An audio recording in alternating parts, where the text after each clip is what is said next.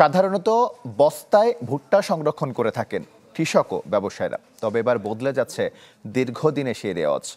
আধুনিক কৃষিযন্ত্র airflow machine ব্যবহারে শুরু হয়েছে ভুট্টা সংরক্ষণ। এতে নতুন সম্ভাবনা দেখছেন রাজবাড়ীর কৃষকরা। বলছেন, এখন থেকে আর ছত্রাকের সংক্রমণে লোকসান গুনতে হবে না। গেল কয়েক বছর ধরে দেশের কৃষকদের কাছে পরিচিত এক কৃষি প্রযুক্তি এয়ারফ্লো মেশিন ব্যবহার হচ্ছে পেঁয়াজ সংরক্ষণে।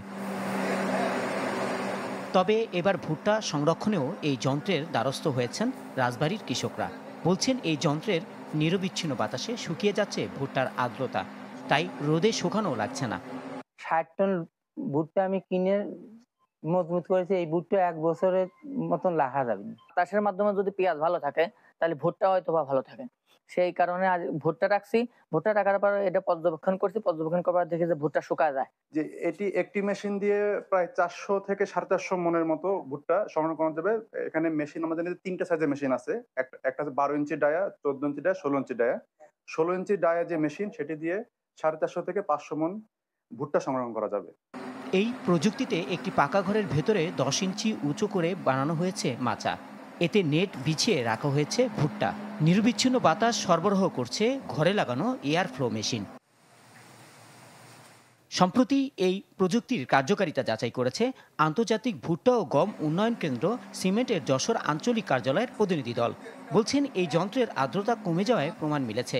এতে নিশ্চিতভাবে ১ বছরের বেশি সময় ভুট্টা ভালো থাকবে। রোগ জীবাণু পোকামাকড়ের আক্রমণে ভুট্টা নষ্ট হয়ে যায়। তো বাট এই মেশিন যখন ব্যবহার করতেছে, মেশিন যেহেতু ময়েশ্চার কন্ট্রোল করতেছে এবং আর্দ্রতা কমিয়ে দিচ্ছে, যার কারণে ভুট্টা দীর্ঘদিন পর্যন্ত সংরক্ষণ রাখা যাচ্ছে। তো যেহেতু ভুট্টা শুকানোর জন্য একটা বড় জায়গার প্রয়োজন পড়ে এবং অনেক লেবারের প্রয়োজন পড়ে, তো আমাদের যে পেঁয়াজের যে এয়ার ফ্লো মেশিন যেটা বা এয়ার ব্লোয়িং মেশিন যেটা, সেটার মাধ্যমে খুব সহজেই ময়েশ্চার কন্টেন্টটা মেনটেন করা যায়।